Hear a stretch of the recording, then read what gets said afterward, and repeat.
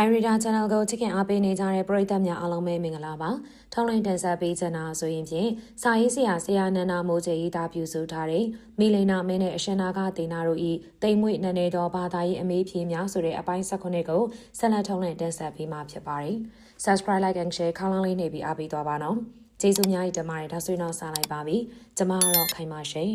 ။အရှင်မင်းကြီးမျိုးစိအသီးသီးတို့သည်မြေကြီး၌ရှင်သန်ပေါက်ရောက်ကြကုန်၏ဒီအတွက်မြေကြီးအတာယာနှစ်သက်ပါသလုံးမတာယာမနှစ်သက်ပါရှင်ဖျားမင်းကြီးမြေကြီးအထိုးသို့မတာယာပါပေလျက်နှင့်ထိုသောမျိုးစိအသီးသီးတို့သည်အဘယ်ကြောင့်မလို့မြေကြီးပေါ်၌ရှင်သန်ဖွံ့ဖြိုးစီပင်ပွားများနေရပါသနည်းအရှင်ဖျားမြေကြီးတို့မြည်သည်မျိုးစိ၌တာယာနှစ်သက်ခြင်းမရှိလို့ဆိုသည်မှာမှန်ပါ၏တို့ရမှာမြေကြီးသည်မျိုးစိအသီးသီးတို့၏တရားမိယာဖြစ်သည်လေတကြောင်မျိုးစီတို့ကကောင်းစွာရှင်သန်ဖွံ့ဖြိုးစီပင်စေတတ်သောမြေစီဩဇာတရှိခြင်းကြောင့်လေတကြောင်တို့ကြောင့်အဲ့လိုအကြောင်းကြောင့်ဖြစ်ပါလိမ့်မယ်ဖေဟာ။ကောင်းပြီမင်းကြီးဒိဋ္ဌိတို့ဤဆွဆွဲချက်အားမြေကြီးနှင့်မျိုးစေတို့ဤဥပမာကကောင်းစွာခြေဖြတ်ရှင်းလင်းပြီးဖြစ်ပေ၏။ဗုဒ္ဓဖျားရှင်သည်မြေကြီးနှင့်အလားတရန်တူပေတယ်။ကောင်းမှုကုသိုလ်အသီးသီးတို့ကမျိုးစေအသီးသီးတို့နဲ့တူကြပေတော့တယ်။မင်းကြီးဗုဒ္ဓဖျားရှင်သည်ပူဇော်တက္ကာယပြုမှုအပေါ်မတာယာတော်လေးပဲပရိနိဗ္ဗာန်ဆံဝင်တော်မူခဲ့ပြီးဖြစ်တော်လေးပဲမြေစီဩဇာတန်းနဲ့တူသောဂုဏ်တော်ကျေးဇူးတော်တွေကြောင့်စေကပ်ပူဇော်ကိုးကွယ်သူတွေများကြတဲ့သူတွေမှာမျိုးစေများရှင်သန်ဖွံ့ဖြိုးစီပင်ကြတကယ်သို့ကောင်းမှုကုသိုလ်များဖြစ်ကြပေတော်တယ်ဖျားရှင်၏တရားတော်ကိုလိုက်နာကျင့်ကြံအားထုတ်ချခြင်းနဲ့လေကုသိုလ်တည်းဟုသောအမြင့်သည်မြေ၌တည်လျက်တမာတိဟုသောနှင့်တိလာတိဟုသောအခန်းဝိမု ക്തി တည်းဟုသောအပွင့်အရဟတဖို့တည်းဟုသောအသီးတို့ကိုဖြစ်မြောက်စေအပ်၏မင်းကြီးတို့ဖြစ်ပြီးဒိဋ္ဌိတို့၏ယူဆဆွဆွဲချက်တွေဟာအကြောင်းယုတ်တိမတန်လျော်ကန်သိမြတ်ခြင်းမရှိပါပေဒါအပြင်မြေကြီးသည်မျိုးစေ့တို့အပေါ်၌တာယာနှစ်သက်ခြင်းမရှိသည့်တိုင်အောင်ပင်ကိုရှိနေအပ်သောမြေစီမြေနှင့်မြေဩဇာဓာတ်တွေကြောင့်မြေကြီးနှင့်ဆက်လင်းသမျှမျိုးစေ့တို့ကောင်းစွာဖြစ်ထွန်းကြသကဲ့သို့ဗုဒ္ဓဖျားရှင်၏ဂုဏ်တော်ကျေးဇူးတော်တို့သည်လည်းပဲလူနဲ့မြမတို့အားလောကီချမ်းသာလောကုတ္တရာချမ်းသာတို့ကိုဧကံမုတ်ချခံစားရရှိပေ၏တင်မဖျားအရှင်မင်းကြီးစကားအလင်းတဲ့အတွက်နန္ဒကာဘလူးသည်ရှင်သာရိပုတ္တရာကိုတော်မြတ်ကြီးကိုပြင်မမိတဲ့အတွက်မြေမျိုးခံရတာတွေကိုတင်မင်းကြီးကြားဘူးပါသလုံးကြားဘူးပါ၏ရှင်ဖျားသို့ဆိုပါကနန္ဒကာဘလူးမြေမျိုးခံရတဲ့ပေါ်ရှင်သာရိပုတ္တရာကိုတော်ကြီးကနှစ်သက်ပါသလုံးအရှင်ဖျားနှစ်သက်တော်မမူပါဥပမာအဖြစ်နတ်မြမာနဲ့တကွာသောလောကကြီးသာပြောင်းပြန်လန်းကျန်လန်းပါမယ်။နေဝင်လာဝင်တို့သာမြေသို့ကျကျန်ကြပါမယ်။ရှိသမျှတောင်းတွေသာပြိုလဲကျန်လဲပါမယ်။ရှင်သာရိပုတ္တရာကိုရောကြီးအနေနဲ့အမျက်ထွက်ဖို့သူတစ်ပါးဒုက္ခရောက်တာတွေကိုတာယာဖို့ဆိုဒီမှာညီတို့မြမဖြစ်နိုင်ပါဗျာ။အကြောင်းမူရှင်သာရိပုတ္တရာကိုရောမြတ်ကြီးသည်သူတစ်ပါးပေါ်၌အစဉ်အမြဲတနာငဲ့ညာတတ်ယုံသာမက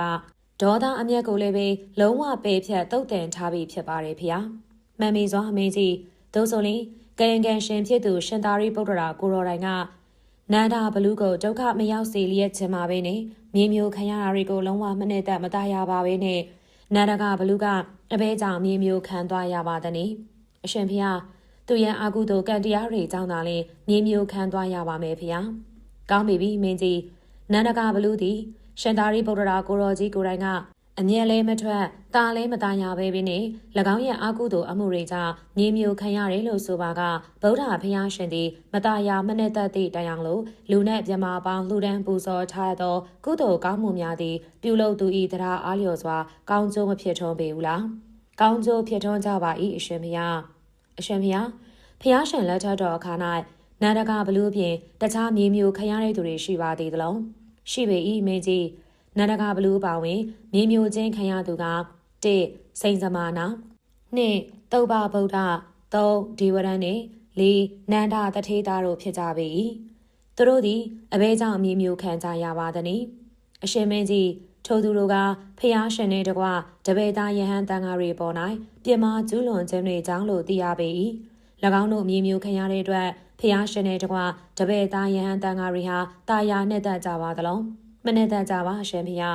ဒီအတွက်ခံရတဲ့သူတွေမှာကောလွတ်မြောက်ကြပါသလားမလွတ်မြောက်ကြပါဖေဟာသက်ဆိုင်ရာကရင်ကန်ရှင်တွေအနေနဲ့မတာယာမနဲ့တတ်ကြသည်မှာမှန်တော်လေးပဲထိုသူတို့၏အာကုသိုလ်ကံမှာ ကြီးမားလွန်တဲ့အတွက်အားလုံးပင်မြေကြီးအစာဖြစ်ခဲ့ကြရပါ၏ကောင်းပြီမင်းကြီးသို့ဆိုရင်ဗုဒ္ဓဖျားရှင်မရှိတော့သည့်တိုင်အောင်ဗုဒ္ဓဖျားရှင်ကစင်စစ်တာယာနှစ်သက်ခြင်းမရှိသည့်တိုင်ဗုဒ္ဓမြတ်စွာကိုရည်ရွယ်ရှေးရှုပြီးပြုအပ်ကျင့်အပ်လှူဒန်းအပ်သည့်ပူဇော်တက္ကာယာများကောင်းမှုကုသိုလ်များသည်လည်းဧကံမုတ်ချအကျိုးမရှိနိုင်ပေလောရှိနိုင်ပါသည်ရှင်ဖျားကောင်းပြီတကားတော့ဤသို့ဆိုပါလိမိစ္ဆာဒိဋ္ဌိတို့ဤယူဆဆွဲလန်းမှုတွေပေါ်အသေးမင်းကြီးအနေနဲ့တန်တရားရှင်းလောက်ပေပြီ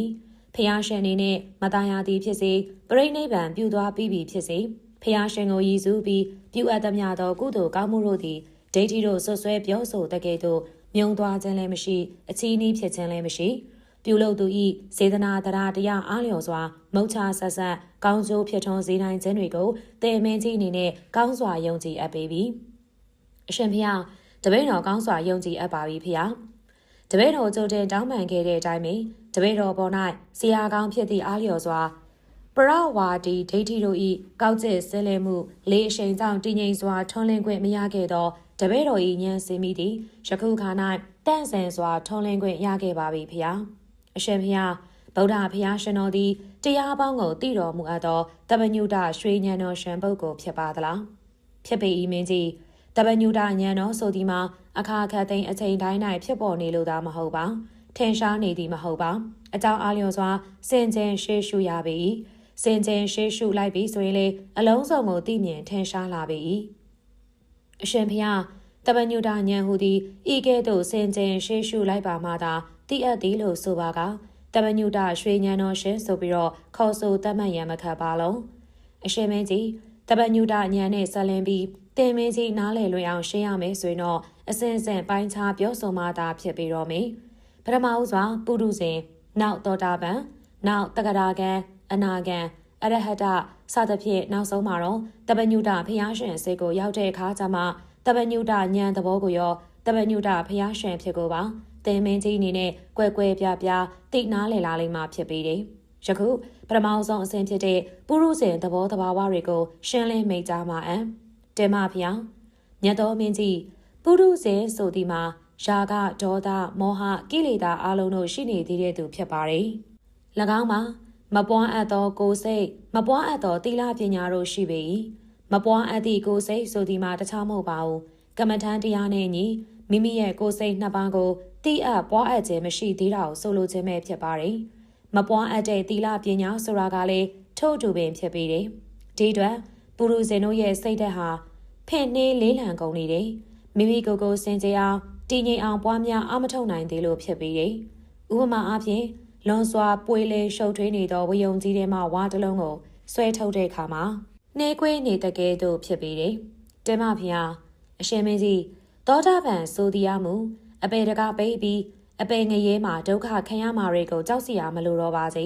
သစ္စာလေးပါးတရားကိုလည်းအမှန်တိုင်းသိတာနဲ့မျှနိဗ္ဗာန်ရောက်ရန်သိကြနေပြီနိဗ္ဗာန်ကိုမျက်မှောက်ပြုနိုင်နေပြီအဲ့ဒီသောတာပန်တွေရဲ့စိတ်ဓာတ်ဟာအကြောင်း၃ပါး၌လျင်မြန်နေလျင်မြန်စွာဖြစ်စေနိုင်တယ်အရှင်မင်းကြီးအထက်မှတ်ဖို့များမှာမူနေကွေးလေးတန်ကြပေတယ်အကြောင်းမူအာကုသို့ဒိဋ္ဌိဝစီကိစ္စဆိုတဲ့အကြောင်း၃ပါးတွေမှာတန်ရှင်းစင်ကြယ်အသေး၍၎င်းအထက်မှတ်ဖို့တို့ဤအရာကိလေသာတို့အားမပယ်ရသေး၍လိုက်တကြောင်းတို့ကြောင့်ဖြစ်ပေတယ်အရှင်မင်းကြီးဥပမာဆိုရမယ်ဆိုရင်တော့အောက်ခြေ၃ပိုင်းလောက်သာရှင်းလင်းပြီးကြံအပိုင်း၌ရှုပ်ထွေးနေတဲ့ဝယုံထဲမှာဝါတစ်လုံးကိုဆွဲထုတ်တဲ့အခါအပေါ်ပိုင်းမှာအခက်အခဲအကျဉ်းချက်ရှိတဲ့ကဲ့သို့ဖြစ်ပေ၏တင်မဖျားအရှင်မင်းကြီးတက္ကရာကံအစိတ်ကိုရောက်တဲ့အခါမှာတော့ရာဂဒေါသမောဟတို့အလုံးခေါင်းပါသွားခဲ့ပြီအကြောင်း၅ပါး၌လည်းစိတ်ဓာတ်တွေပေါ်ပါသွက်လက်လာပြီးလျင်မြန်စွာဖြစ်စေနိုင်တယ်အထက်မှတ်ဖို့အရာများမှာတော့နှံ့နေလာနေပြီအကြောင်းကမူအထက်မှတ်ဖို့ဖြစ်တဲ့အတွက်အဲ့လိုအရာဖြစ်သောကိလေသာတို့အားမပယ်သေး၍ဖြစ်ပေတယ်အကြောင်း၅ပါးဆိုသည်မှာအပယဂမနိဒဒိဋ္ဌိဝစီကိစ္စကာမယောဂဗျာပါဒတို့ဖြစ်ကြပါတယ်အရှင်မင်းကြီးသဘောဝမူအောက်ခြေဝါပုံရှင်းလင်းပြီးအထက်ပိုင်း၌ရှုပ်ထွေးနေသည့်ဝယုံတွေကဝါတစ်လုံးလုံးကိုဆွဲထုတ်လိုက်တဲ့အခါအောက်ပိုင်းကလွယ်ကူသလောက်အထက်ပိုင်းမှာတော့ခက်ခဲကျဉ်းကျပ်နေတဲ့ကဲ့သို့ပင်ဖြစ်ပေတယ်တင်မဖျားအရှင်မင်းကြီးအနာဂံအစိတ်ကိုရောက်လာတဲ့အခါမှာဩရံဘာကတန်ရောစင်၅မျိုးကိုပယ်လိုက်ပြီးတော့အနာဂံတို့ရဲ့စိတ်က10ပါးသောအရာ၌လင်းမြန်နေပေါ်ပါသွက်လက်တဲ့အထက်မှမမူကနှုံနေတယ်လေးပင်နဲ့ အကြောင်းကမူအထက်မှတ်အရာဖြစ်သောကိလေသာတို့ကိုမပယ်ရသေးတဲ့အတွက်ဖြစ်ပေတယ်။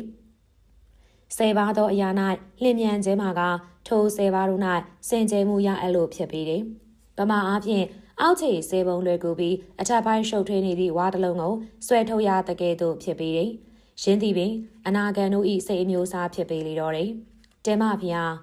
အရှင်မင်းကြီးယဟန္တာပုဂ္ဂိုလ်များမှာမူအာသဘောတရားလည်းမရှိတော့တကယ်သို့ကိလေသာလည်းမရှိတော့ပြီမကိစ္စလည်းပြီး၍အရဟတဖို့လည်းဆက်ရောက်ကပရိတံပိတာ၄ပါးတို့ကိုလည်းရအပ်ပြီးဘာမှလုပ်เสียမလို့တော့ဘူးတာဝကအရာ၌လည်းအာလုံးစင်ကြယ်သွားအပ်လေပြီအရှင်မင်းကြီးယဟန္တာများသည်တာဝကအရာ၌လျင်မြန်သွားလက်၏ပစ္စည်းကဗုဒ္ဓအရာကြမူလေးဖင်လေတော့တယ်အကြောင်းကမူတာဝကအရာ၌သာစင်ကြယ်ပြီးပစ္စည်းကဗုဒ္ဓအရာ၌တော့မစင်ကြယ်သေးလို့ဖြစ်ပေတယ်အရှင်မင်းကြီးယဟန္တာဖြစ်သည့်ညီသည့်အရာနှင့်တူသနည်းလို့ဆိုရမယ်ဆိုရင်တော့အစင်အမြင့်အခက်အခဲမရှိပဂတိချောမွေ့နေတဲ့ဝါကိုဝယုံထဲကနေဆွဲထုတ်ရတကယ်သို့ဖြစ်ပေတယ်။တာဝကများကတည်တင်တည်ထိုက်တာတွေနိုင်မှုဘာမှအခက်အခဲမရှိတော့ပါစေ။ပစ္စည်းကဗုဒ္ဓအရာမှသာအလန်းမမီမကျွမ်းကျင်သည့်အတွက်လေးဖင်ရခြင်းဖြစ်ပေတယ်။တင်မဖျားအရှင်မင်းကြီးပစ္စည်းကဗုဒ္ဓ၌ဆရာမရှိပါစေ။သစ္စာလေးပါးကိုမိမိအလိုလိုကိုယ်တိုင်သိအပ်၏မိမိနဲ့ပတ်သက်ရမှာလေစင်ကြယ်တန်ရှင်းပြီးဖြစ်ပေတယ်။သို့သောတပညုတဖျားရှင်အရာ၌မူကနှံ့နေလေးဖင်နေအကြောင်းကမူတပညုတဖျားရှင်အစစ်ကိုမရောက်နိုင်သေးလို့ဖြစ်ပေတယ်။ဥပမာအားဖြင့်လူတစ်ယောက်သည်မိမိကူးတန်းသွားလာနေကြမြစ်ချောင်းငယ်ကိုအချိန်မရွေးဖြတ်တန်းသွားလာရတဲ့ဟိုဘက်ကန်းဒီဘက်ကန်းကိုကူးဖြတ်ရတဲ့တို့ရမှာကမ်းမမြင်တဲ့ပင်လယ်ပြင်ကြီးကိုတော့ဖြတ်တန်းသွားလာရန်မဆိုထားပြီးရေပြင်ကျဲကြီးကိုတွေ့ရတာနဲ့ပဲတုံလုံးချောင်ချလာရပြီးတော့တယ်။အကြောင်းမူကမိမိကူးတန်းသွားလာနေကြမဟုတ်တာတကြောင်ပင်လယ်ပြင်ရဲ့အပြောကျဲကြီးမားလာတဲ့အခြေအနေတွေကိုတွေ့ရတဲ့အတွက်လည်းတကြောင်ကြောင့်ဖြစ်ပြီးတယ်။အရှင်မင်းကြီးပစ္စည်းကဗုဒ္ဓနဲ့တမညုတဖျားရှင်တို့ရဲ့ကြွားချချက်ကဒီသဘောတိုင်းသာဖြစ်ပေလေတော့တယ်။တေမဖျားအရှင်မင်းကြီးတမညုတဖျားရှင်မမူထို့သို့မဟုတ်တော့ပါစေခတ်သိမ်းသောတရားအပေါင်းတို့ကိုအကျွင်းကြံမရှိသိတော်မူလေပြီ။အားစေပါနှင့်ပြည်စုံကရဲရင်တော်မူလေ၏အလုံးစုံသောရန်တွေကိုအောင်မြင်တော်မူပြီးဖျားရှင်တို့၏ဂုဏ်ကျေးဇူးအပေါင်းနဲ့လည်းပြည့်စုံတော်မူအပ်ပါれ။အရှင်မင်းကြီးတမညုတဖျားရှင်တို့၏စိတ်ဓာတ်သည်အရာရာတိုင်း၌လျင်မြန်သွားလက်၏လျင်မြန်ပေါ်ပါစွာလှုပ်ရှားနိုင်စွမ်းရှိပေ၏မြည်သည့်အဖူထစ်အစစ်မြင့်မှမရှိပါစေပဂတိချောမွေ့ပြည့်ပြည့်နေသည့်လေးနှင့်ပြည့်လွန်လိုက်တဲ့များသည်လွန်စွာနူးညံ့ပျော်ပြောင်းလာသောအဝတ်ပစိုးတစုံတရာအားညှိတွေ့တန်းရစရာလိုပါသေးသလောတင်မမြည်တို့မြညှိတွေ့တန်းရစရာမလိုပါဖေ။မှန်ပြီတယ်မင်းကြီးတမညုတဖျားရှင်တို့၏စိတ်ဓာတ်မှလည်းထို့တူပင်ဖြစ်ပြီးတယ်အရာရာတိုင်း၌တွက်လန့်လင်းမြန်စွာတောက်ဝင်လှုပ်ရှားနိုင်တာနဲ့မျှတရားပေါင်းကိုသိမြင်နိုင်ခြင်းဆိုတဲ့ဂုဏ်ကျေးဇူးတွေနဲ့လည်းပြည့်စုံနေ။ဤသည်ပင်တတမမြောက်တပညုတဖျားရှင်တို့၏စိတ်ဓာတ်သဘာဝဖြစ်ပေတယ်။အရှင်မင်းကြီးပထမအဆုံးပုထုဇဉ်ကစလာခဲ့သောစိတ်ဓာတ်9မျိုးထဲမှာတပညုတဖျားရှင်တို့၏စိတ်ဓာတ်အမျိုးအစားသည်ကြံ6မျိုးသောစိတ်ဓာတ်နှင့်လွန်စွာမှကွဲပြားခြားနာပေတော့တယ်။ထို့ကြောင့်တွက်လန့်လင်းမြန်လွန်တဲ့အတွက်လည်းရေမီအစုံစုံဟူသောတကိုးပြတဲ့ဟာတွေကိုပြတော်မူနိုင်ခြင်းဖြစ်ပေတယ်။တပညုတဉာဏ်တော်သည်ရှေးရှုစင်ကြင်ခြင်းနဲ့ဆက်လင်းနေစင်ကြင်လိုက်ပြီးဆိုတာနဲ့တပြိုင်နက်တည်းအရာခတ်သိမ်းကိုသိမြင်ထင်ရှားလာပြီတော့တယ်။ဥပမာဆောင်ရမယ်ဆိုရင်တော့လူတစ်ယောက်သည်လက်ရဘက်ဖြင့်ကင်ထားသောအရာဝတ္ထုတစ်ခုကိုလက်ဝဲဘက်သို့ပြုံးကနေပြောင်းလိုက်တယ်။စကားပြောနေရင်မှပင်ပါဇက်ထဲ၌စားစရာကိုလည်းမျိုးချလိုက်တယ်။မျက်စိကိုလည်းဖွင့်လိုက်ပိတ်လိုက်လှုပ်လိုက်တယ်။လက်ကလည်းကွေးလိုက်ဆန့်လိုက်လှုပ်တယ်။အဲလိုလှုပ်ရှားမှုပေါင်းစုံကိုတပြိုင်နက်တည်းလှုပ်တည်ရမှကြာသေးတယ်။ဖျားရှင်ဤစင်ကြယ်မှုမှမူအစာပေါင်းများစွာမရေမတွက်နိုင်အောင်လို့ပိုလွန်လင်းမြန်လွန်လာပါတယ်။တည်ရသောအကြောင်းတရားကိုလည်းစင်ကြယ်လိုက်ပြီးဆိုတာနဲ့အလုံးစုံကိုသိရတယ်။တို့ဖြစ်၍တခါတရံစင်ကြယ်မှုကင်းယုံဖြင့်ဖျားရှင်အားတပညုတာပုဂ္ဂိုလ်မဟုတ်ဘူးလို့မဆိုထိုက်ပါ။အရှင်ဖျားဥပမာဖြင့်ရှင်းလင်းမိန်ကြားပေးတော်မူပါဖျား။ကောင်းပြီမင်းကြီးပစ္စည်းဥစ္စာကျွဲဝါချမ်းသာသည့်တထေးတူရဲ့အိမ်ကိုဧည့်သည်တို့ကပြုံးကနေရောက်လာခဲ့တယ်။ထမင်းလည်းမစားရသေးဘူး။တထေးအိမ်မှာလည်းချက်ပြုတ်ချိန်မဟုတ်တဲ့အတွက်အစင်သင်ကမရှိ။အဲဒီမှာဧည့်သည်တို့အတွက်ထမင်းထပ်ပြီးတော့ချက်ရလျာအဲဒီအချိန်ဒီမှာတထေးကြီးအားမွဲတွေသွားပြီလို့ဆိုနိုင်ကောင်းပါသလား။မဆိုနိုင်ပါဗျာ။မှန်ပြီတယ်မင်းကြီး။ဖျားရှင်ရဲ့စင်ကြယ်မှုကိုလေထို့အတိုင်းပင်သိမှန်နားလေအပ်ပြီးတယ်။နောက်ထပ်ဥပမာဆောင်ပါအောင်မယ်။တပင်ကြီးတပင်မှာအသီးတို့ကပြွတ်ကျက်ညက်ခဲနေအောင်တီးကုန်ကြပြီ။တလုံးမြလည်းကြွေးကြခြင်းမရှိဒီအတွက်သက်ပင်အောင်မှာအသေးမရှိဘူးလို့ဆိုက အဲ့ဒီအပင်ကိုအတိမတိအတိမရှိဘူးလို့ဆိုနိုင်ကောင်းပါသလားမဆိုနိုင်ပါဗျာ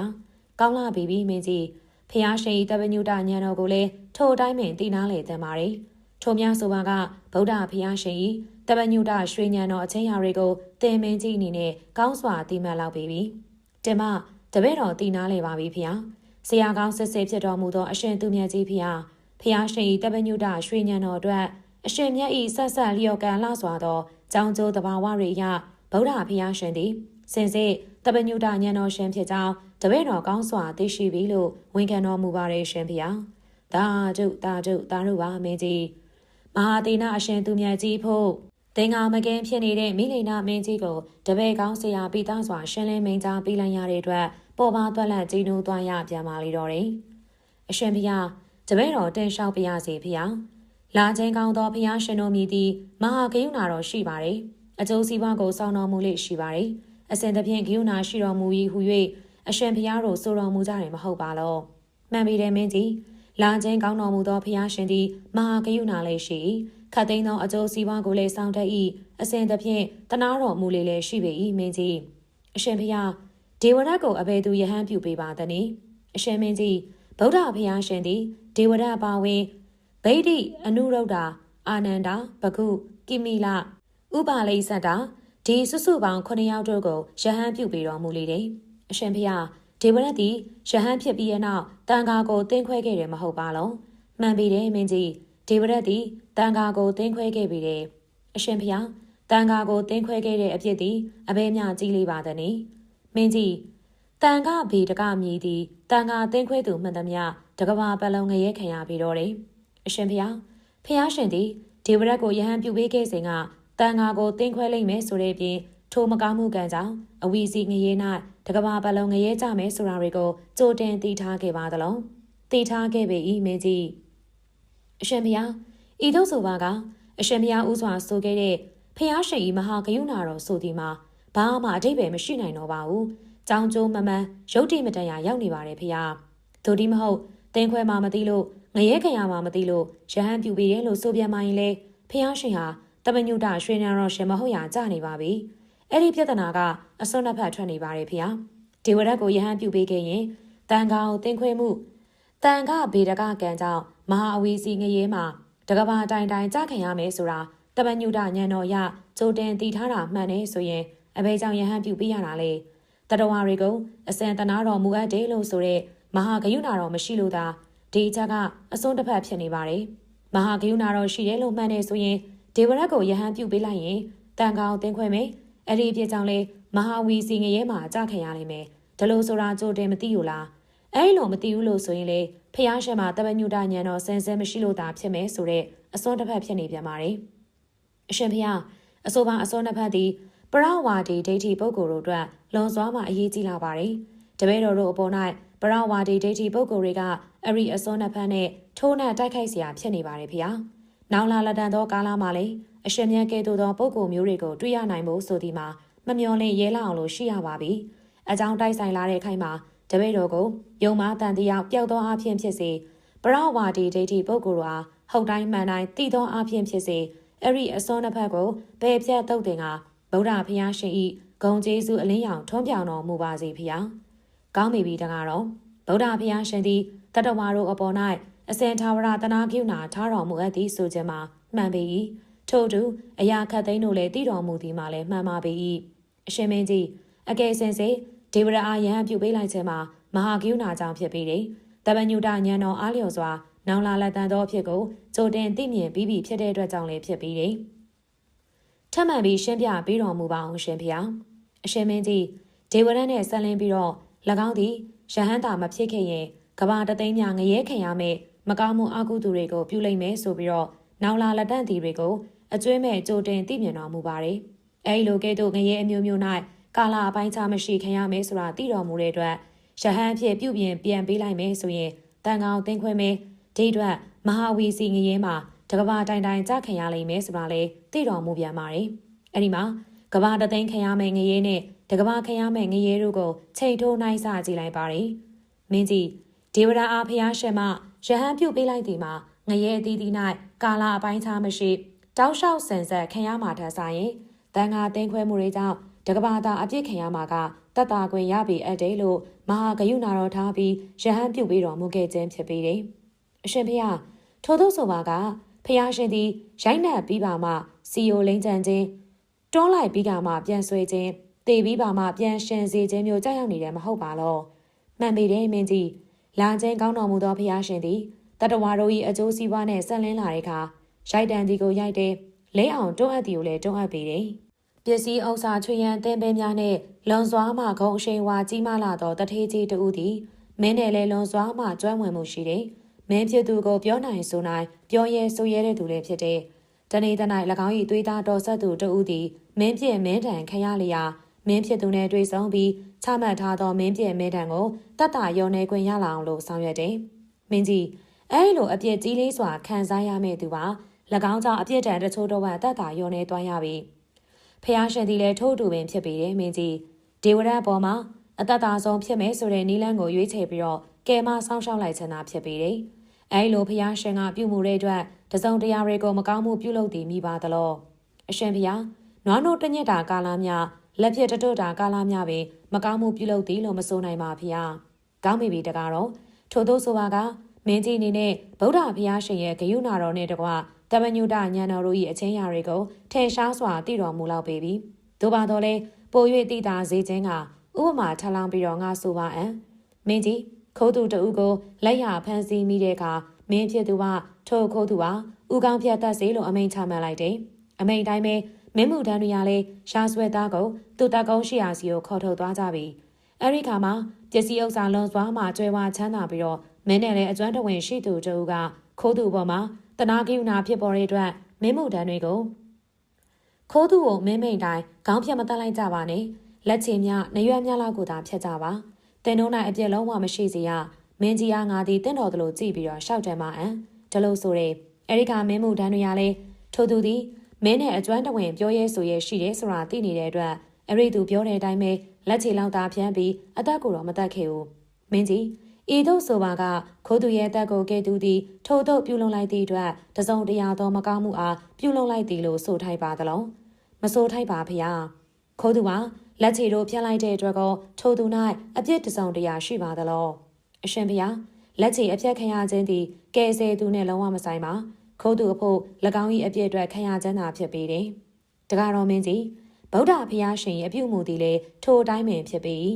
ဖျားရှင်သည်ဒီဝရတ်ကိုယဟန်ဝစ်ပေးလိုက်တဲ့အတွက်ကဘာတသိမ်းမကငရဲခံရမယ်စာတကဘာမြတာငရဲခံစားမယ်အခြေအနေကိုရောက်ရှိသွားခဲ့ပါတယ်။ဒါကြောင့်လေဒီဝရတ်ကိုယ်တိုင်ကတည်ရန်ဆဲချိန်မှာလောကသုံးပါးချက်မြင့်မြတ်တော်မူသောအရှင်ဖျားနတကာတို့ထံမြင့်မြတ်တော်မူပေသောဗုဒ္ဓမြတ်စွာဘုရားဆုံးမထိုက်သူအပေါင်းကိုထဝင်းကျင်ပိတ်ပင်တားဆီးခြင်းမရှိတည်စွမ်းနိုင်တော်မူသောတပညုတဉာဏ်ရှင်ဖြစ်တော်မူသောမြတ်စွာဘုရားယောက်ျားမြတ်တို့၏ဘုန်းတော်အပေါင်းလက္ခဏာတော်အပေါင်းတို့ဖြင့်ပြည့်စုံတော်မူသောမြတ်စွာဘုရားထိုမြတ်စွာဘုရားကိုတပည့်တော်ဒီဝရတ်သည်ယုံနာနှစ်ပါးတို့အားဖြင့်ရိုသေပြည့်ဝဲစွာရှ िख ိုးကြောပါ၏အသက်ထက်ဆုံးစိကကိုးကွယ်ပူဇော်ပါ၏အရှင်ဘုရားဒါလို့ဆိုပြီးတော့ဖျားရှင်ရဲ့မဟာဂယုဏတော်ကိုထုတ်ဖော်တန်တာကြောသွားခဲ့တာပဲအရှင်မင်းကြီးဒီဝရတ်ကတန်ကောင်တင်းခွဲတဲ့ကံကြောင့်ဒီကမာရဲ့ကာလပတ်လုံးမဟာဝီစီငရဲမှာကြခဲ့ရမှာဖြစ်တော်လဲပဲအဲ့ဒီငရဲကနေလွတ်မြောက်တဲ့အခါဒေဝဒန်းနဲ့ဆန်လင်းပြီးအထိတ်တရမီသောပြစ္ဆေကဗုဒ္ဓဖြစ်လာမယ့်ကြောင်းမိတ်ဆိုခဲ့ခြင်းသည်ပင်မဟာဂယုဏတော်နှင့်တမညုတဉာဏ်တော်အားလျော်စွာပြုတော်မူခဲ့ခြင်းပဲမဟုတ်ပါပေလုံ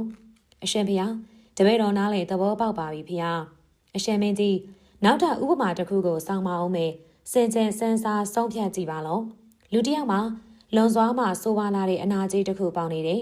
သွေးတွေအည်ရွေးတွေပြည်ပုတ်တွေဒစိမ့်စိမ့်ယိုစီးပြီးမခံမရနိုင်အောင်နာကျင်ကြိုက်ခဲနေရှာတယ်အဲ့ဒီခါမှာစေတမဖြစ်တဲ့သူကယောဂအနာပေါ်စင်ကြင်သုံးသန်းပြီးကြမ်းတမ်းပူလောင်လာတဲ့လိန်စေးတောက်ဆေးတွေကိုပေးတင်ကပေးမယ်ခွဲတင်ကလည်းခွဲမယ်ဒီလိုပြုလုပ်ခြင်းဟာလူနာပေါ်မှာတနာကျင်နာခြင်းကင်းမဲ့လို့လုပ်တာလားအနာယောဂကနေပျောက်ကင်းချမ်းသာစေလိုတဲ့အတွက်လုပ်ခြင်းဖြစ်သလားအရှင်ဖျားပျောက်ကင်းချမ်းသာစေလိုတဲ့အတွက်ဖြစ်ပါတယ်ဖျားမင်းကြီးဖျားရှင်လည်းထိုးတူတာပင်ဖြစ်ပြီးတယ်ဆိုဝါလာစွာသောအနာကြီးနဲ့တူတဲ့အကုသိုလ်ကံတွေအတွက်စေကုသခြင်းဆိုတဲ့မဟာဂယုဏတော်နဲ့တတခွေရစေနိုင်အောင်လို့ဒီဝရက်ကိုရဟန်းပြုပေးခဲ့ခြင်းသာဖြစ်ပါတယ်မင်းကြီးလူတယောက်ဖို့စူးစူးခံရတဲ့အခါစူးထွက်သွားစေရန်အတွက်စူးအပ်နဲ့တန်ကြုံနဲ့ကုံတန်ကော ဆွဲထုတ်တန်ဆွဲထုတ်ရသည်ပင်မဟုတ်ပါလုံးဟုတ်မှန်ပါတယ်ရှင်ဖေ။ကောင်းပြီမင်းကြီးအခုဖြစ်မှလေဒေဝရတ်စူးစူးခံရတဲ့သဘောမျိုးသာမှတ်ပါလုံးဖះရှင်အားစူးထွင်ပေးသူဖြစ်နေမှတ်ပါလို့မနှုတ်မထွင်မဲနဲ့ထားမဲဆိုပါကအသက်အန္တရာယ်ပေးနိုင်တဲ့စူးကိုလျော်ကန်သလိုမျိုးနှုတ်ထွင်ပေးလိုက်တဲ့အတွက်လူနာကိုအသက်ချမ်းသာရာရသွားစေတဲ့ကဲ့သို့မဟာဂယုဏတော်ရှင်တပညုတဖះရှင်သည်လေးပင်ကဘာတသိမ့်မကငရဲခရမဲဒေဝရတ်ကိုရဟန်းပြုပေးခြင်းအပြင်တတရာတတခွင့်တွေကိုရရှိခဲ့ပြီတယ်အရှင်မင်းကြီးဤမြတတ်သေးတရကားတို့ပြခဲ့ပြီးပြီဆိုရင်ဖះရှင်သည်တပညုတညံတော်မရှိလို့သာဒေဝရတ်အားရဟန်းပြုပေးခဲ့ခြင်းဖြစ်တဲ့ဆိုတဲ့အစွန်းတစ်ဖက်တပညုတညံရှိခဲ့ရင်လေမဟာဂယုဏတော်မရှိလို့သာဒေဝရတ်ကိုတန်ခါဘေးတကကံဖြင့်မဟာဝီစီငရဲမှာကြခံစေရတယ်ဆိုတဲ့အစွန်းတစ်ဖက်အဲ့ဒီအစွန်းနှစ်ဖက်သည်ခြေပြန့်လောက်ပြီးဖြစ်ပါသလိုမင်းကြီးအဲလိုမေးသည်ရှိလေတော့တရားတော်ကိုအကြမ်းမလန့်အောင်နာယူနေခဲ့တဲ့မိလိန်နာမင်းကြီးလေ၎င်းရင်တွဲမှာရှိသမျှအပြေစကားတွေကိုမကျွေးမကြံမချွေးမချံထုတ်ဖော်ဝန်ခံလိုက်လေတော့တယ်အရှင်သူမြတ်ကြီးဖျားတပည့်တော်ဖို့ပရဝါဒီဒိဋ္ဌိအပေါင်းတို့ဆွတ်ဆွဲလာကြမယ့်အစွန်းနှစ်ဖက်ပြဿနာကိုခြေပြန့်ပြီးုံသာများမကသုံးလောကထက်မြင့်မြတ်တော်မူသောဗုဒ္ဓဖျားရှင်၏မဟာဂယုဏတော်ကို၎င်းတပညုတဉာဏ်တော်ကို၎င်းကောင်းစွာသိရှိတော်မူပါ၏ရှင်ဖျားသာဓုသာဓုသာဓုကောင်းပါပြီစွာကောင်းနေစွာတကားတော့ဒီကနေ့ရဲ့ခိုင်ရီတာ channel ကနေထုံလွှင့်ပေးခဲ့တာဆိုရင်ဖြင့်စာရေးဆရာနန္ဒမိုးကျယ်ရေးတာပြုစုထားတဲ့မိလိန်နာမင်းနဲ့အရှင်နာကတေနာတို့ဤတိမ်မွေ့နန်းနေသောဘာသာရေးအမေးဖြေများဆိုတဲ့အပိုင်း18ကိုထုံလွှင့်ပေးခဲ့တာပါနောက်တစ်ခေါက်မှာအပိုင်း18ကိုဆက်လက်ထုံးလွှင့်တင်ဆက်ပေးမှာဖြစ်တဲ့အတွက်စောင့်မျှော်ကြည့်ရှုအားပေးချစ်ခင်ကြပါအောင်လို့ပြောကြရင်းနဲ့ဒီကနေ့စီစဉ်နေနှုတ်ဆက်ပေးရစီအမြဲတမ်းချစ်ခင်ပေးလို့ကျေးဇူးပါပြန်လည်ဆုံးတွေ့ကြမယ်နော် like and share subscribe ခါလောင်းလေးနေပြီးအားပေးသွားပါရှင်